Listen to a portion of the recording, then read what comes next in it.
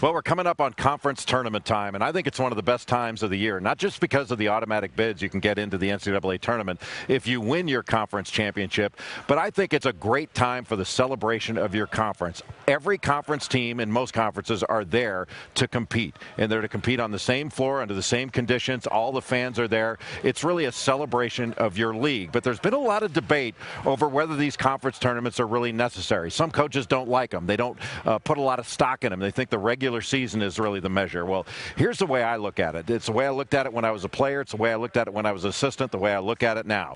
If you don't win your regular season championship and your conference tournament championship, you can't call yourself the real champion of your league. You have to qualify it by saying, well, regular season champion or tournament champion. You want to be conference champion, you got to win them both.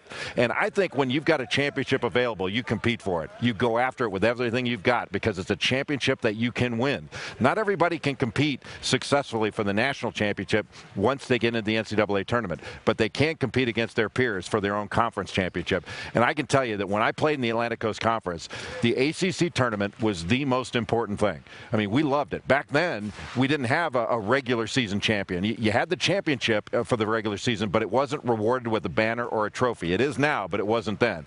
Back then, the only true champion won both. And I played on a team that happened to win both one year, and it was the best feeling. I think the real competitors are going to go into these tournaments to win, not just to get through them to be ready for the NCAA tournament. They're going to play to win and win their conference tournament.